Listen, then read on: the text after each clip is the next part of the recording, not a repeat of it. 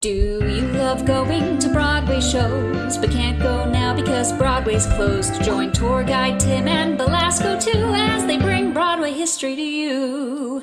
Grab your Broadway passport for what's in store on your virtual Broadway tour.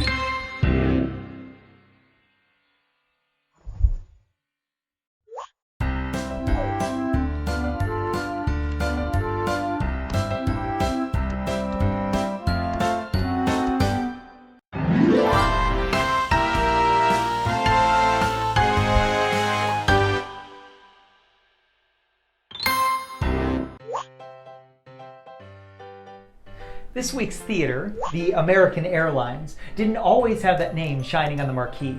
The original name, the Selwyn, tells the tale of a pair of brothers determined to make a name for themselves on Broadway.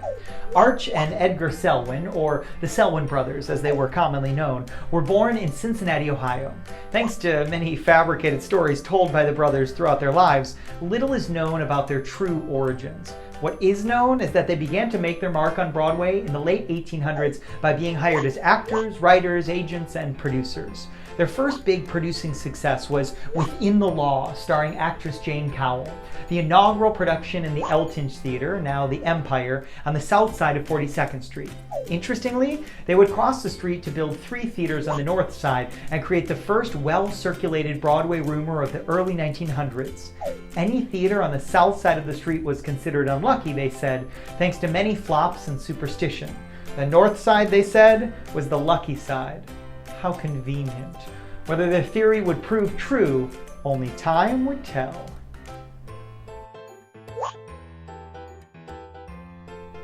Opening on October 2nd, 1918, the Selwyn was the first of the 3 theaters built by the Selwyn brothers. It was the first Broadway theater to have separate smoking areas for men and women, and each dressing room was outfitted with a shower and telephone, which was unheard of at the time. Even with these lavish, expensive features, the Selwyn brothers left nothing to chance when it came to the opening night reviews of their namesake theater's first production, Information Please. To guarantee a good review, the brothers went to Tiffany & Company on 5th Avenue and had the company make one-of-a-kind sterling silver ticket stubs that were given to the 7 critics on opening night. Receiving this extravagant gift, the critics wrote wonderful reviews for the theater itself, but one thing wasn't spared the wrath of their pens: the show. Information Please, starring Jane Cowell, proved to be a rather thin farce comedy, and they eked out only a run of 42 performances before closing. You can't win them all.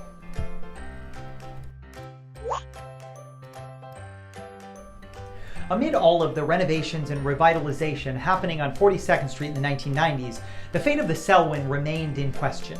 Looking for a new permanent home for their subscription-based seasons of plays and musicals, the Roundabout Theater Company purchased the theater in 1997 and began renovating with a budget of approximately $17 million. When renovations began in the Selwyn, buildings on either side of the theater were undergoing renovations as well. When the neighboring buildings were torn down, the entire Selwyn Theater collapsed in on itself. Miraculously, the entire facade of the theater from 1918 stayed standing. 6 months later, on December 30th, 1997, a violent storm ripped through the area in the middle of the night. Amid the wind and the rain, the entire front wall of the theater collapsed onto 42nd Street, destroying every brick from the original design. Thankfully, the collapse occurred at 5:20 a.m. and no one was injured. Starting the renovations with a clean slate, Roundabout set to work on creating a new theater very similar in size and feel to the original Selwyn. American Airlines contributed $8.5 million to have the theater renamed after their company, and on June 20th, 2000, the theater officially reopened with a revival of The Man Who Came to Dinner, starring Nathan Lane and Harriet Harris.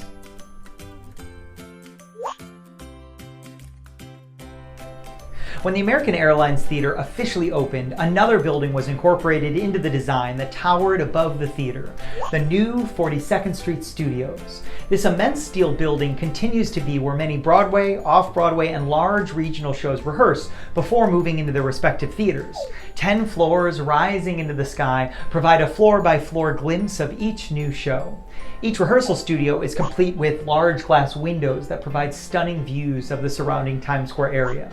I rehearsed the revival of Once Upon a Mattress here, and there was no better feeling than stepping into the freight elevator with multiple different casts who would get off on their respective floors rehearsing underneath our feet. And for those that saw the musical adaptation of Tootsie, for the first time, the new 42nd Street Studios were seen on Broadway as a setting in the show. So the next time you walk down the south side of 42nd Street, the unlucky side, make sure to look up at those windows. You may be lucky enough to get a sneak peek of a new Broadway show. Hello. Happy Saturday Noon on Broadway. Thank you for joining me. This is part of our Virtual Broadway Tour Series. Every week we're coming to you live with someone who has worked at the theater we're featuring that week. And this week we are joined by the incredible Mamie Parris from On the 20th Century at the American Airlines Theater. For those that aren't familiar with me or Broadway Up Close, my name is Tim Dolan. I'm an actor and the owner of Broadway Up Close walking tours in New York City. For the last 10 years, our tours have unearthed secrets, fun facts, history, ghost stories, and all the things you didn't know that you really want to know about the 41 Broadway theaters. I have an entire team that I call, my green team, who are all actors, stage managers like myself, who are your eyes and windows to the world. Last year, we opened our gift shop in the middle of Times Square. It's the 6-foot-tall Broadway sign with 150 light bulbs that spells out our favorite word, Broadway. That is currently closed because of this thing called COVID-19 and a global pandemic ruining my life a little bit, but here we are. In addition to the gift shop, we have our 5 exterior tours. And in the fall, in October of last year, we opened our newest tour, which is the Hudson Tour inside the oldest Broadway theater. For info on all of those and our online gift shop, you can join us at www.broadwayupclose.com. You shouldn't do that now. You should do that when we're done talking to Mamie. And then you should go buy things and tours and things and all the things. When this happened, March 12th, 2020, Red Thursday, as the tour guide community calls it, where everything shut down. You know, I thought maybe we'll go a couple weeks, maybe a month. And then, as you've heard me say many times, if you've joined us before, then it was 6 months. And then now it's probably going to be a year. So we're in for some craziness. So I thought we'll bring our stories virtually. We'll talk to someone every week who's worked at the theater for an extra little added spice that we don't normally have. I'm insane. There's 41 Broadway theaters, which means 41 weeks, which means we will be here till March of 2021. It's going well. Here we are. I'm insane. This week, week 15, the American Airlines. I hope you've enjoyed the fun facts and history all week. It's one of my favorite theaters because of its weird, zany, crazy history. How's today going to work? For today's series, we'll learn all about Mamie's theatrical journey, her time working at the American Airlines in On the 20th Century. She's also done 8,000 other million shows, so we'll talk about those other shows as well.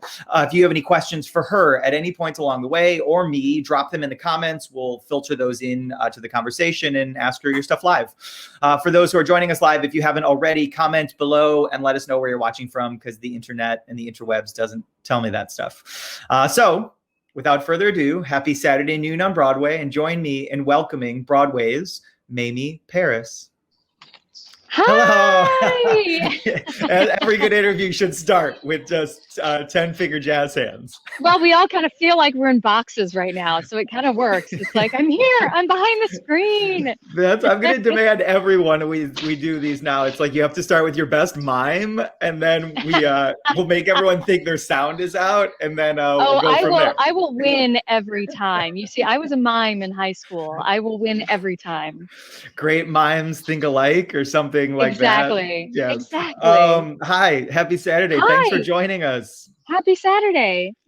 I liked my exposed brick wall, but I like it a lot less than your background. This is a real background. You're really outside. This is my house. Yeah, we live in the Poconos in Pennsylvania, which is just about an hour and a half from Midtown New York.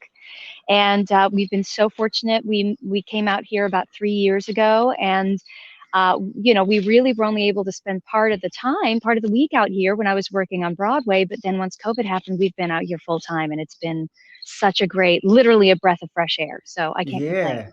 Yeah, nature, literally nature in your backyard. That is glorious. Yeah, there are little squirrels and there were turkeys walking up the hill a minute ago. So we're in Wild Kingdom here. The only squirrel I have is the one who is just standing on my fire escape. So you're definitely winning. You're winning. Well, Okay, so for those who don't know you, tell us, let's just do like the quick bio version of your life. So tell us where you grew up, tell us when you were first exposed to theater, tell us maybe where you went to school, and then get us to like New York City, and then we'll start talking shows and Broadway debut and all of that. Sure. Yeah. I'm originally from Texas. I was born in Texas. I was raised, I spent most of my formative years in Kansas City, Missouri, a great town. And it was in Kansas City, Missouri. I'd always liked to sing. My family kind of was a little musical, casually musical. We sang in the car, and they had this program in Kansas City called the Magnet School Program, which was designed to integrate inner city schools.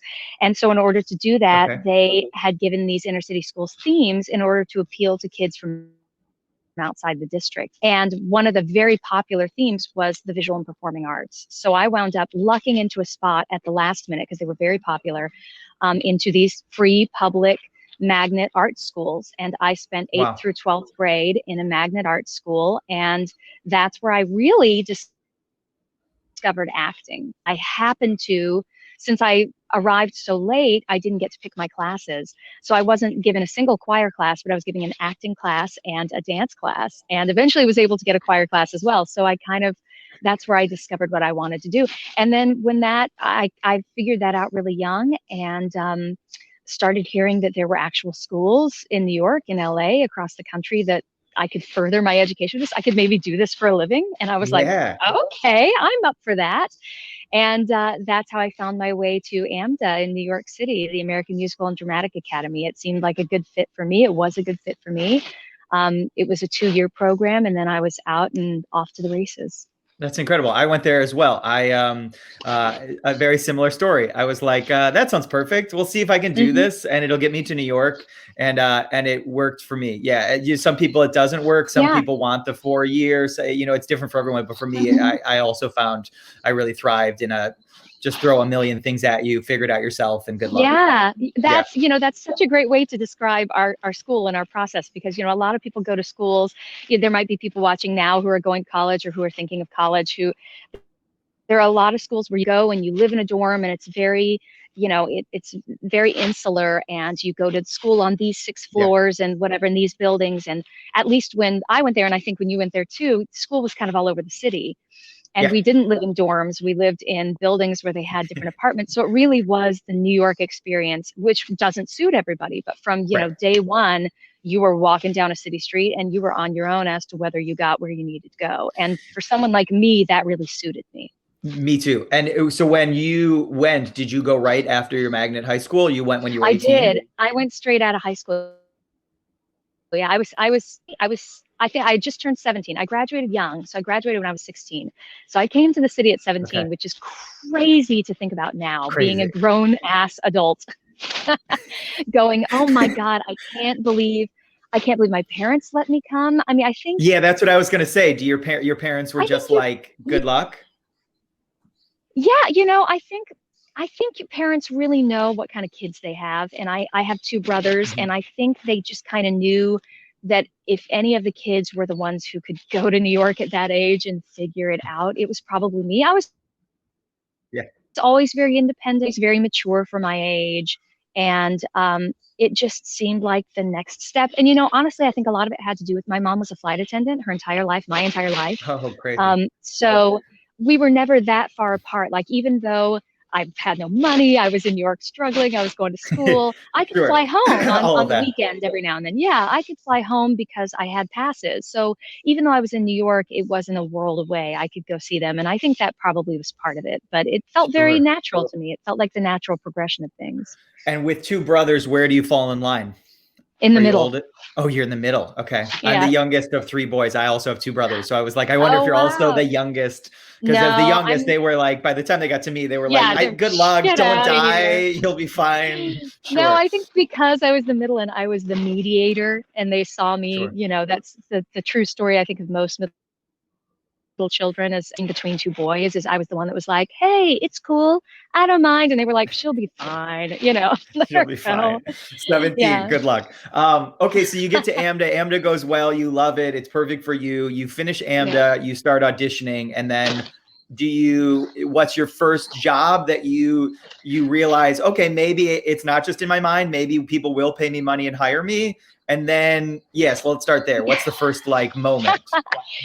Well, my first job out of school was summer. A lot of sense. You're starting out, and I had never been in a position to like some kids are able to like go do summer stock during college, during high school. That was not me. So my first job out of school was summer stock in New Hampshire. And my very first job was playing Audrey in Little Shop of Horrors, which is just such a great show and such a great role. And again, kind of like school, it fit me like a glove, and it felt so natural. And it felt right to be on stage. And I don't know, I never doubted, during the years since, and of course every actor doubts what they're doing quite a bit. We're very self-conscious people, which would surprise a lot of people. But there was never once in that first show that I doubted what I was doing. I was so confident that I was making the right choices, and it just felt right. And from there, it was like, and it's and do you think it's naivete of youth? Do you think, I mean, I was talking with Heather Parcells from A Chorus Line in a Million Shows last week, and she said the exact same thing. She said, I was young, and then my first job, I was Velma in Chicago, and I was like, you're 20 years old playing Velma. She was like, it didn't even occur to me that I couldn't do it. I just did it. She's like, now I'm like, oh, I don't know that I could do it. But so what is it? Is it that naivete? Is it just, you just go? You're just like, I don't know, I'm going. I think part of it is that youthful swagger that you have at that age, where, you're fresh out of school, you've been given the tools, and you just can't wait to be given the opportunity. You're hungry, literally as well sometimes. So it's just a question of doing the job.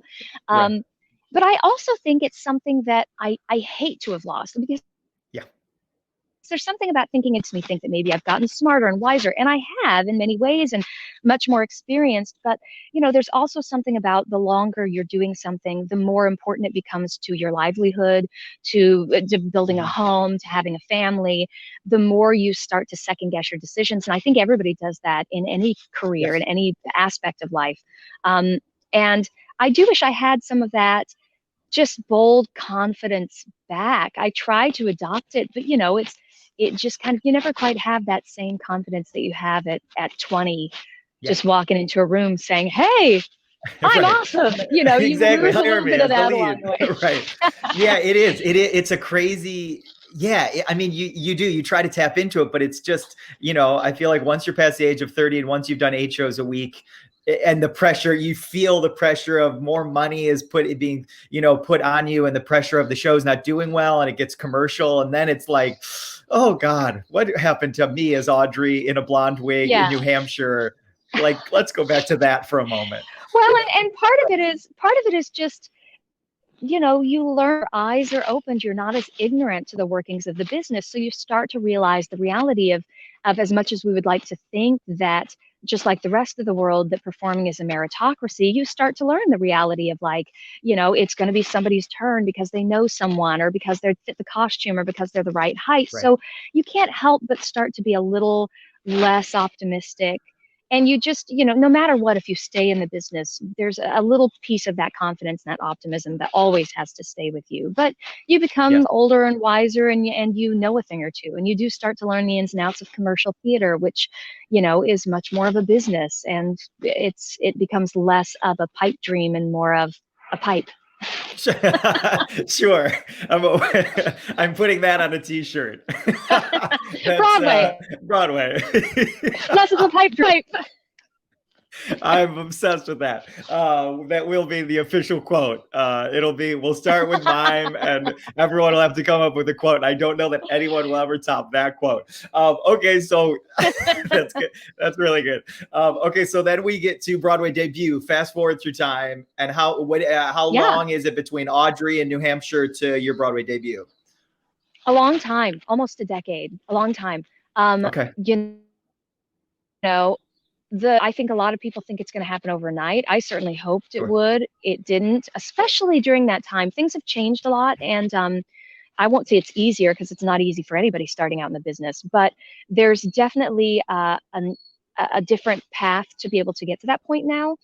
At the time I was coming up, they definitely still wanted people who'd pay their dues. You know, they didn't hire, if the job called for an 18-year-old, somebody to play an 18-year-old, they didn't hire an 18-year-old fresh out of school. They hired a 28-year-old who looked young, who'd done 6 Broadway shows. So it was a little different. Yeah. And I think there's something to be said for, you know, I did not come to this. I came to the city with $50. I had, you know, moral support. I didn't have financial support. So a lot of the jobs I took were like, I have to make this money.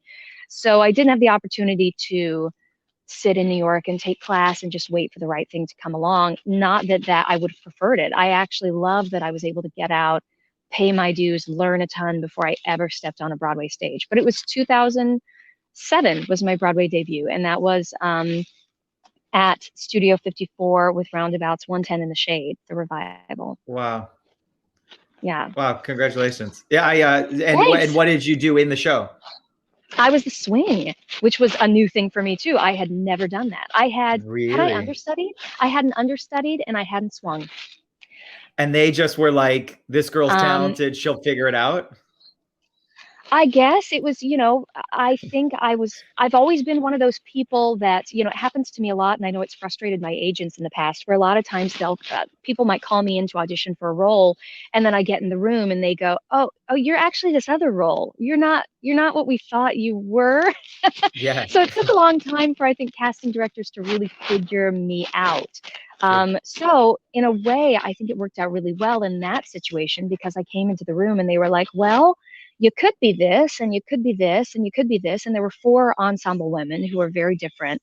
And so I think they thought I could kind of be that chameleon and just step in wherever I had to. I could be the old preacher's wife, and I could be the young pregnant lady, and I could be, you know. Right. And I hope a lot of times I feel like shows fill out with people like their swings, with people they think they can trust, and who they just want involved in the production, who may not have a direct fit into one of the tracks, but they say, I like that person, job. And that makes me feel good as a performer, because I felt trusted. Yeah, that's very smart. I think that's spot on. And so then your Broadway debut, your first time on, was it in 110 in the Shade as a swing pregnant lady one? Who do you remember the moment? I don't remember the first track I went on for, to be perfectly honest. I went on a lot in that show. It's, you know, Roundabout, it's a limited run. You're only there a short amount of time, but I went on many, many times, and I went on for every role that I swung. So I don't remember who was first. I did play the young pregnant. I think I went on. I think I went on for everybody at some point. But yeah, you know, I remember. It's funny, you develop this whole, because I'd been working for so long, and you get used to the way you see things on stage, and then all of a sudden being a swing in this particular production where the stage was quite complicated. We had dual turntables, the donut, we would call it. So yeah, you have a round one in the center and then a ring around the outside. There's a rain curtain because it rained at the end of the show. Spoiler. So it was there were a lot of logistics to being a swing in that show. So more than anything, it created this new world in my brain where instead of seeing, it was so great, instead of just seeing where I fit in the show, when I was on stage, it was like seeing the show from above, and I knew where everyone was, and I knew what everyone was doing. And I had to, in order to keep it safe and do my job, you just, as a swing, it's amazing what swings do. You start to see the show as an entire working machine, and you know exactly which cog you are at any given time. Yeah. And it's, I think knowing that that's your background, knowing that that's your start, it's always especially impressive to me when people can navigate the world of seeing the big picture, but then find themselves in other capacities as maybe the understudy to Kristen Chenoweth, which we'll talk about, but then also like Grisabella, and now starting to like command these like epic lady roles that, you know, you are the one who's guiding the show. It's such a different brain set between those types of people that it tells me everything about you, that you're like, oh, I can do all of that, and just hire me and it'll be fine. I think, you know, it'll be fine. Just hire me.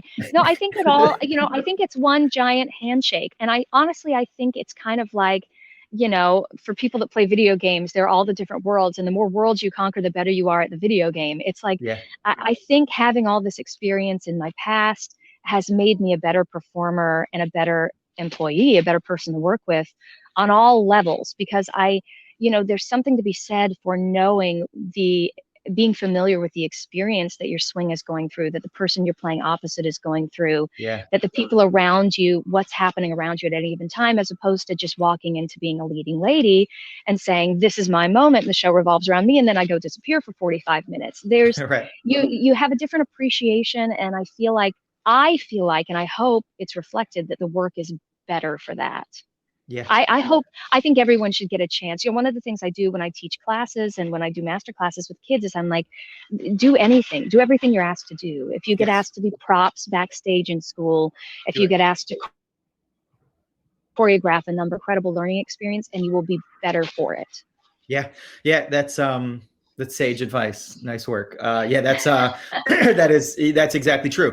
Because you don't know, the shiny thing that everyone sees and why everyone wants to be an actor is because it's what you see, but you don't see all of the million other jobs that are floating around the building.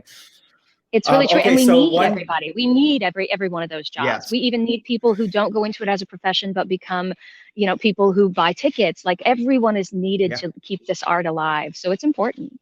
Yeah, the theater goers are just as important as the theater doers, I call it. Absolutely.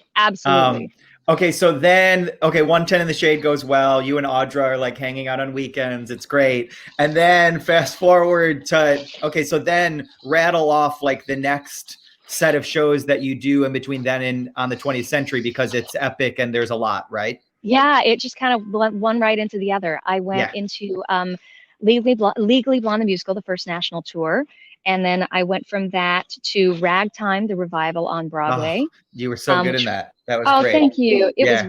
That was an incredible experience. We could do a whole show on that one. I'm sure you've already done, Neil Simon. So good. Then I went into the national tour of 9 to 5 as Judy Burnley, which is such a wonderful experience. What a great group. And then I went into Wicked, the national tour, and played Elphaba. Come on. Which was absolutely thrilling, great. And then, let's see, then I rattled around. I did some regional theater, Pittsburgh CLO, and some Goodspeed. I did some really incredible productions with those theaters. They're great. Where does Sea Rock City fit into all of that? Oh, you know what? Sea Rock City would have been, that's a good question. That would have been, I think, right before 9 to 5. I was going to say maybe pre 9 to 5. I think it might have fit right at gap. Yeah, there was a small gap there. I think it might have fit right into that. It was so wonderful. It was so good. I thought so too. I love Jack. I love Transport show. Group. You walked into the Duke and it was the mountain of those chairs and you were like, what is this? And the music I thought was so good. And I thought all of you were just so interesting. And I think that was the first time that maybe it was your duet. I think, I forget the name of it, about Miles or your Mile After Mile. I was like, it's something about Miles. Yeah. Oh, that was the first moment where I was like, damn, who is this girl? She can sing. Aww, and it was such an intimate environment. It was like, this is real deal. Like, you are in front of me, you are singing. This girl should do everything. And then it was fun to watch you proceed to everything. Proceed to kind of try a little bit of everything. I was like, oh good. All the casting directors were there with me going, yes, we will put her in everything. Great. That was a wonderful experience. And it was such a great, like you said, it was in this black box and people were seated in lawn chairs because it was the road trip experience. And I just love, I love getting to do the big, incredible Broadway shows I get to do. But really my heart and my home is new theater, new works. I love that black box environment. So something like Sea Rock City was just, it was really food for the soul. It was really, really great. So I'm glad that was able to fit in that time slot for me. Anytime I'm able to do something like that, it's so gratifying. And for those who are watching, I feel like Sea Rock City and other destinations is maybe not a show that's like at the top of your they may not have heard of it. So good. And the cast album is, there's a cast album, which is great. I encourage listeners to give it a shot. There's so many new works that really fly under the radar because there's so many great ones in the city that it's easy to miss. So I encourage people to go out and listen to some new stuff. And that was Brad Alexander and Adam Matthias, two terrific new musical theater voices. Yeah, really, really good so stuff. I guess then I never saw that. Oh, it was so good. I guess I never really thought. I ended up doing Once Upon a Mattress with Transport Group later. So now which Jack I saw. tight. I was there opening night. Loved it. Oh, I love that. It was so, it was a lot of this. So So much this. So then I never really thought about it. So then you did See Rock City at the Duke in the same complex, what I think of it as the same complex of American Airlines and New 42 and all that. So let's fast forward now in life to On the 20th Century, the American Airlines, understudying Kristen Chenoweth, William Ivy Long, this epic revival. God, I mean, everything about it was crazy. So tell us, I guess, what's the moment that sticks out in your mind as the most memorable about the experience? And then maybe one memorable thing that sticks out about working in the theater, if you have one. It's so hard to narrow it down. I was going to say, there's got to be a lot. I loved doing the show. When I say I love, it still might be, it's definitely one of my favorite Broadway experiences, if not my favorite. It was such a fun group of people. The show is a mile a minute, riotous, funny, just fabulous. The music is great. Kristen is such a terrific leading lady and such a wonderful leader in a cast. Peter Gallagher, Andy Carl. I mean, we had just incredible top drawer people. I would say it was incredibly memorable to go on. The first time I went on for Kristen, it was pretty last minute, which happens to understudies quite a bit. And she was so lovely. By the time my dressing room that evening, there was a huge bouquet of flowers there for me from her, saying, just break a leg, you got this, which is so, I mean, that's just above and beyond. And just, there was this moment. Did you see the show? I did, yeah. Okay, yeah. You'll know which moment. There's this incredible moment when you go from being the mousy girl to being the starlet as the leading lady is Lily Garland. Yeah. And it's this incredible William Ivy Long masterpiece costume transition that happens in literally 1 second. I mean, 1 second. And everything, there's a wig, there's a hat that's wired down your back with a dress, with the whole 9 yards. And we ran through it, and it literally gets yanked through the stage. And we ran through it. And honestly, one of the most nerve-wracking things about going on, thank goodness it's at the beginning of the show, thank goodness it's not much later, was just getting that. And the feeling, talking about that youthful optimism, that youthful naivete, that confidence that you have, I would say all that adrenaline and all that youthful confidence comes strutting right on back in when Peter Gallagher stands in front of you, does this in a Broadway theater with like a full house, and you go, and your entire costume rips through the floor, and you pop up and you've got like this platinum blonde wig on and this fabulous little dress, and all of a sudden, and I was like, and that was it. Once that moment happened, it's all downhill from there. How could never any question. Stop that? It's all downhill from there. There was no doubt in my mind that I knew what I was doing, that I could handle any situation. It really was so. Wow. It's so funny how sometimes just one moment like that takes you into a whole new ether of world of it's Broadway. And that moment for me, the moment that costume flung off and it was me doing Vernice, wink and I, Vernice, it was like, okay, I know what I'm doing. Oh my gosh. Life. That is crazy. And then, I love, oftentimes, you work with these names and, you see if they live up to the reputation they've set for themselves, and they're stars and they're a name above the title. And so it's always really great when and I think Kristen's someone from the theater, right? But it's always great when you hear that class of they get it. Sometimes they're just not going to be there, and you're going to hold it up. Absolutely. And some of the best performers are some of the most class acts. It's rare when you hear of somebody who isn't, and it's incredibly disappointing when you hear of someone who isn't. But we were so lucky. Kristen is such a kind, generous person. She's so generous and lovely with her fans, and she's just as generous and lovely backstage with everyone she meets, which is just really, really, it's a great way to, there's always a leader in a show. Mm-hmm. And I've had the honor and the responsibility of taking that on before, and to have somebody like that who is kind and generous and communicative and a total professional be the leader, the head of that show, makes a big difference. Yeah. It's the pyramid from the top down. If it's perfection there, it trickles throughout the entire building. True. Okay, so someone on Instagram has a question along those same lines. This is Angelina D'Agostino. She says, what was your favorite costume in On the 20th Century? William Ivy Long, goodness. Tony Awards, all the things. I mean, I loved my Lily Garland costumes. I wore beautiful Lily Garland costumes. And I have to say, William Ivy Long, he's a legend, an icon, he's the costume designer, and so incredible. And one thing he does so spectacularly is he doesn't, he knowing I was understudying, I've got 4 or 5 inches on Kristen. We're very different looking. And he was not afraid to tailor those designs to me and not just try and put me in a one size fits all costume, which made me feel like $1,000,000. And likewise, I think it's funny because my favorite costume was actually one of the costumes I wore as an ensemble member in Babette, which is this glamorous cocktail party. And again, he wants to make costumes that flatter the person. So all of my costumes were these beautiful blues that brought out my eyes and my hair. And, You're like, still got it. I mean, it makes you feel, it really makes a difference in how you walk onto a stage. And I had this beautiful, like, midnight blue, gorgeous evening gown that went to the floor that was strapless, that was overlaid with a black mesh and these just long black mesh gloves that were made by the Queen's glove maker in England. And just it felt so appropriate to the number we were doing. Everything about it was so architectural, which is exactly what the choreography was. And I felt like just a glamazon. It made me feel so gorgeous. So, and it's crazy how one costume change can just kind of like click it all together and make you're just like, and now I figured out. Yeah. And now I know exactly who I am in this moment just by sliding on a glove. It's like, it's incredible how that works. And then talk about something like that, where you're originating this role in the ensemble of On the 20th Century and then covering Kristen Chenoweth. And then talk to us the difference of another show that's also crazy costumes, but replacing like a Wicked as an Elphaba. And so was it a different experience? Was it more, we've got to fit the dress?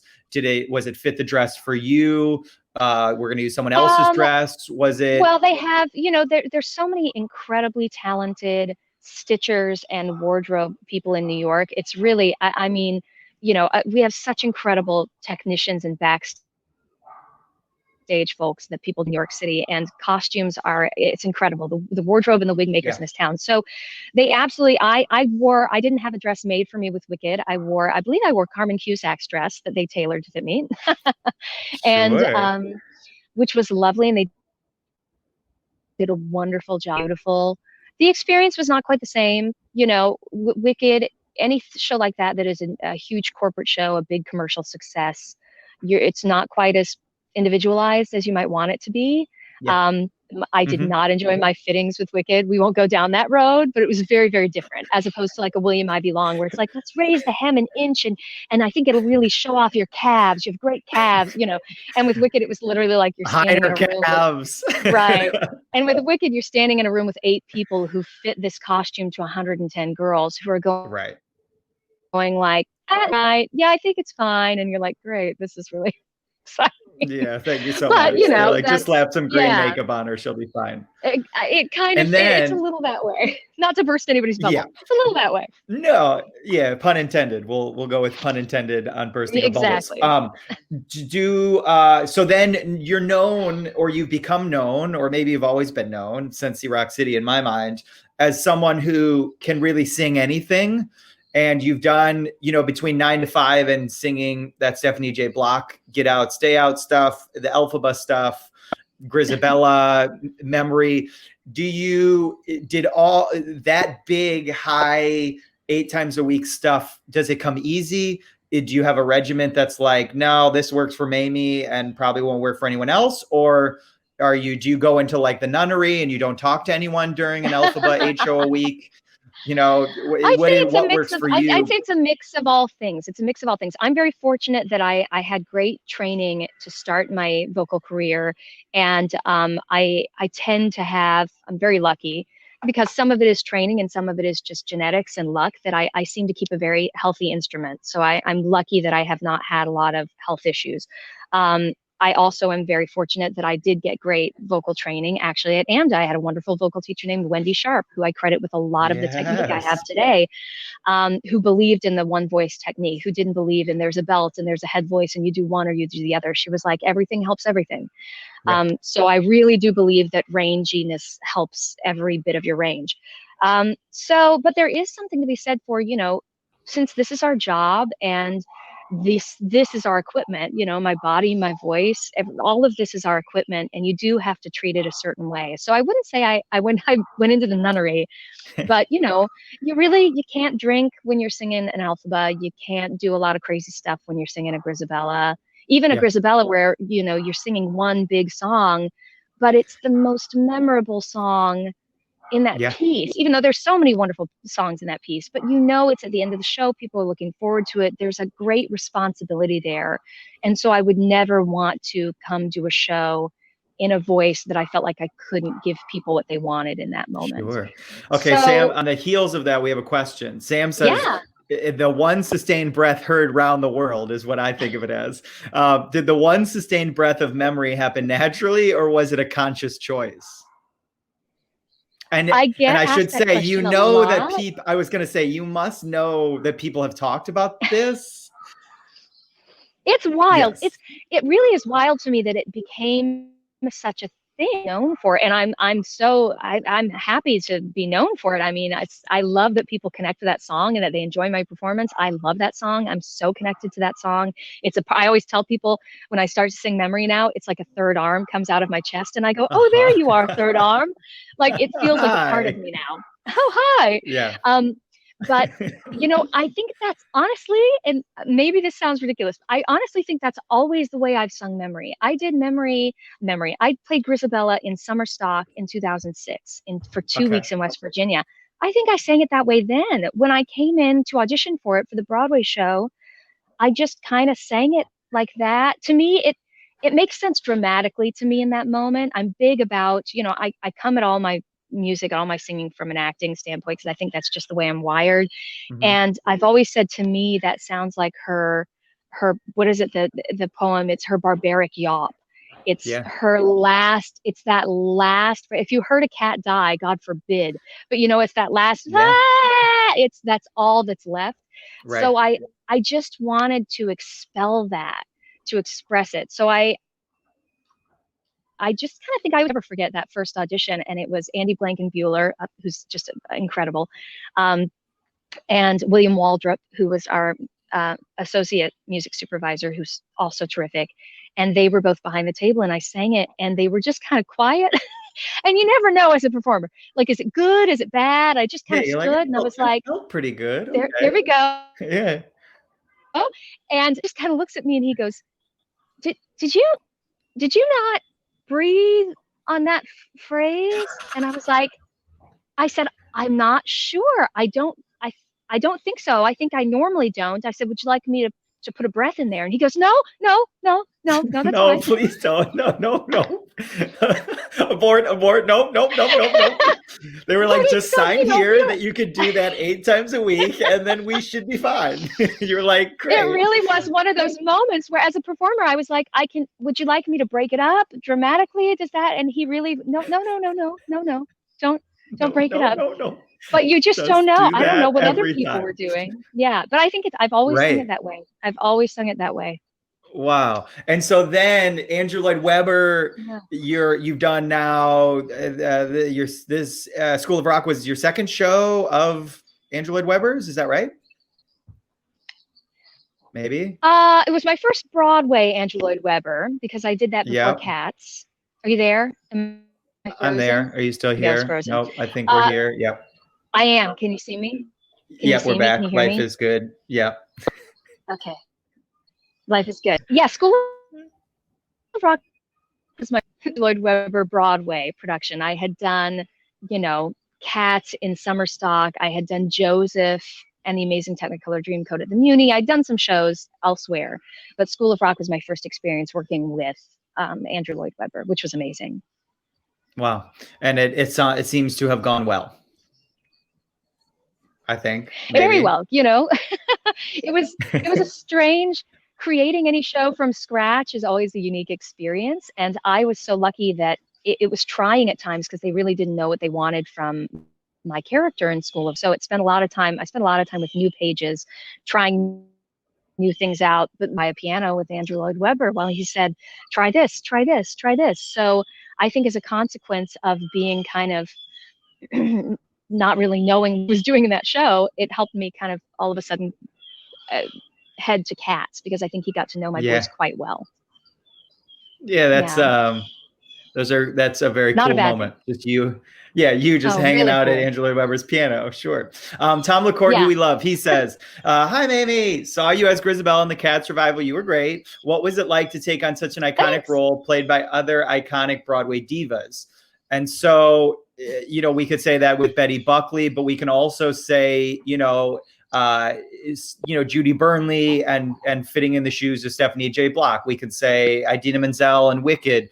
What is it like to take on these roles that a lot of women have put their vocal imprint on, and then you have to bring your Mamie to it? Put a little Mamie in it. It's a great, put a little Mamie on it. Put a little Mamie on it.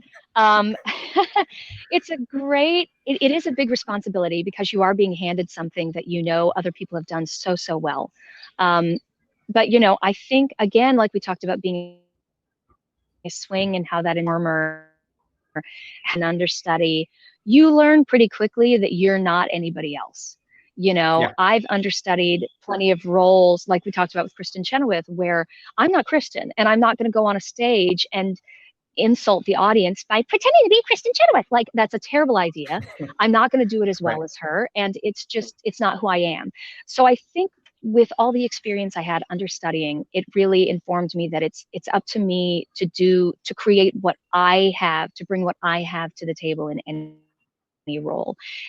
In a way, that takes the pressure off a little bit, because you're not comparing yourself to anybody. You can't compare yourself to any of those, because you're not those people. And I'm really fortunate that in almost every experience I've had with that, I've been given a lot of free reign, especially That's like great. Coming into Cats.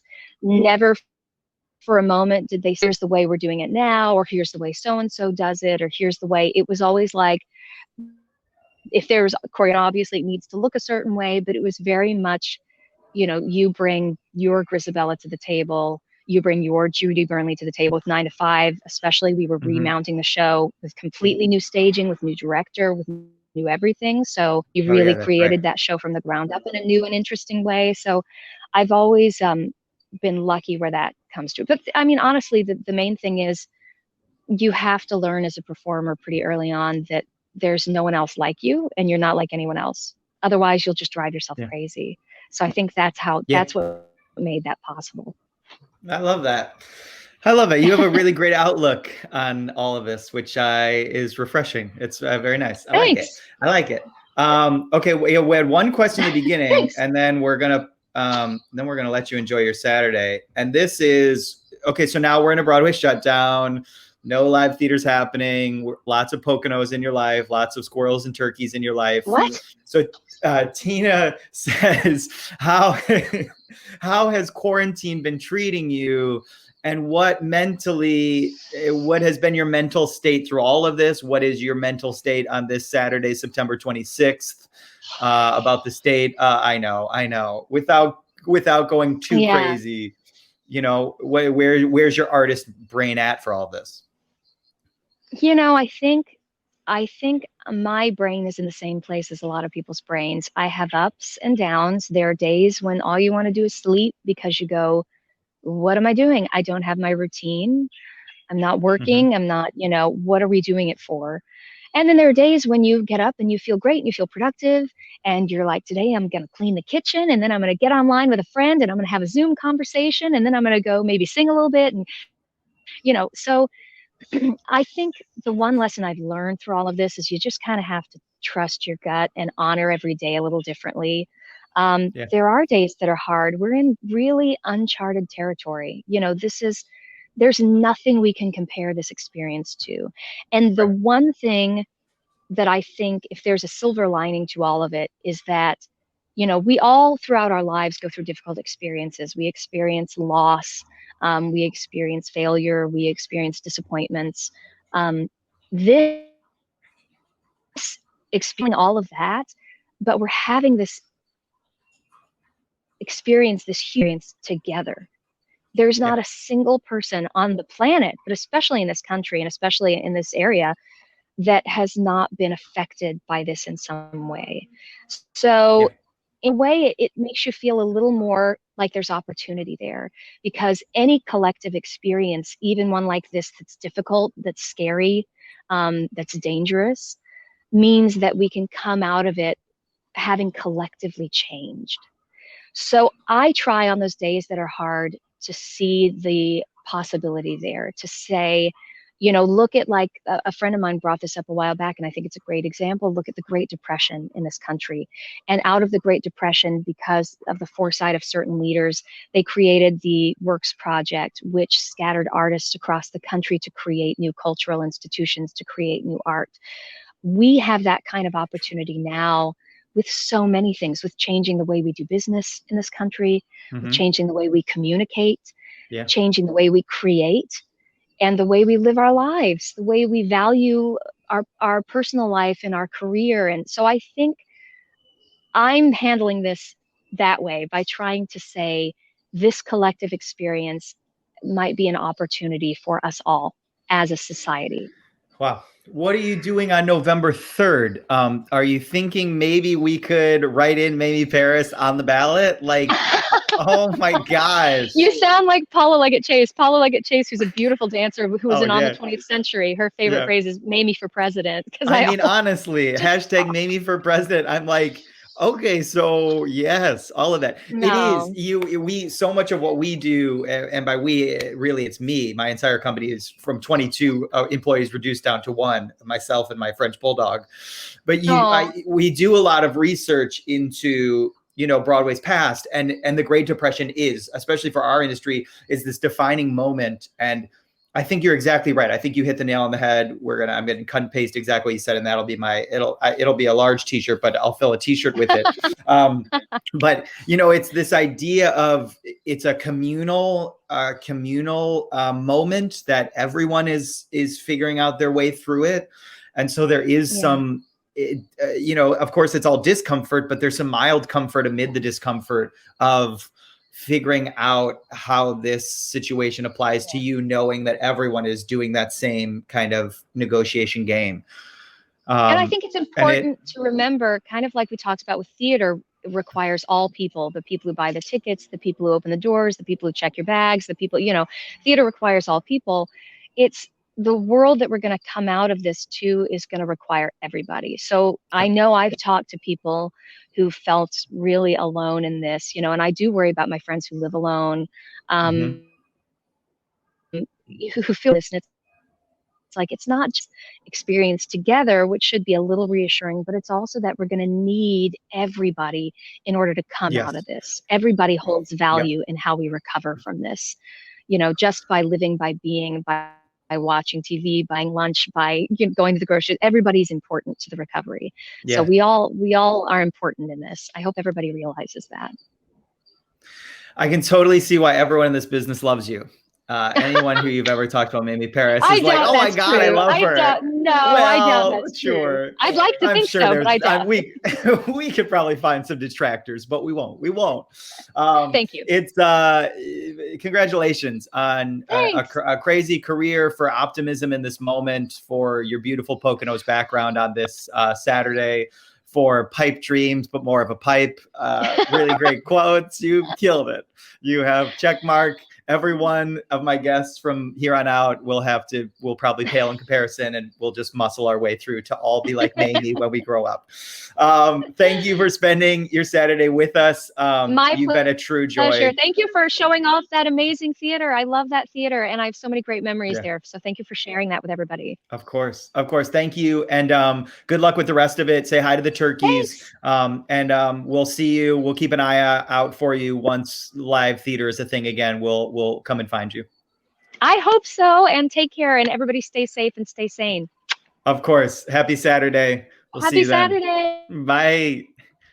Bye. She's a joy. And she gets to have a Poconos background. So that's very impressive in this moment. She's killing it. She truly, everyone you meet that has worked with her, it has such high praise, and you're seeing why. And it's, for me, especially in this moment, it's the optimism. Well, it's not a lot of optimism. I mean, I have a lot of optimism, but it's these little moments of optimism that I think are really going to be the things that get us through in this communal process. I love that she knows her history. I'm just working on some upcoming things where we talk about the Works Project Administration for a theater coming up in a couple weeks. And it was a big government moment of stepping in and trying to help the arts. It didn't necessarily end so well with the friction between crazy artists and, a government who wants control, which is probably why we don't have a national theater, but that's for another week. But it is the Great Depression coming out of that. Our entire industry had to look at its ways, look at its practices, look at, everything.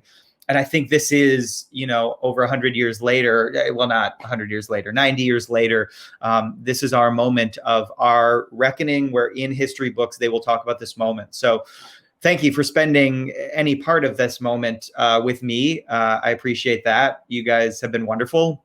Yesterday, I did my first in-person tour with someone who wasn't from the tri-state local area. We had a family from Ohio that was normal. It was really normal. And it was the first moment where I was like, okay, we all have masks on, but for the most part, we're just kind of talking about life. And they're tourists who had never joined us before, and they were enjoying New York City at a time where there's less people, which, for them was great. No Broadway shows, but you have some trade-off. And so it was one moment of normalcy where I was like, okay, all right, we're not there yet, obviously, but we will get there little by little. And hopefully these little Saturday moments with some people who have worked at these buildings are helping you get through all of that. As always, we have our gift shop online. If you want any merchandise, BroadwayUpClose.com/souvenirs. We have a new product that I think we're going to drop next week. I've been perfecting and painting and lots of things in my life. So that new thing, which will be a new customizable gift because you like those, it seems, that will be released soon. So keep your eye on our social media for that. And then if you want to follow us on all of the things, at Broadway Up Close is our Instagram. Of course, you're here on Facebook, so you should hit like at the top. And then our entire week, this week, all of the American Airlines stuff, plus our time with Mamie today, all of that will be on our YouTube page tomorrow for a wrap up of the entire American Airlines week. So if you missed that, subscribe there and get a little Poconos in your life on Sunday as well. You guys have been wonderful. Thank you, as always, for spending a little piece of your time with us. I hope you enjoyed your time with Mamie and a little bit of Belasco on the couch next to me. And we will see you Monday for our next theater. And we are officially now one day closer to Broadway. Bye, guys. Happy Saturday noon.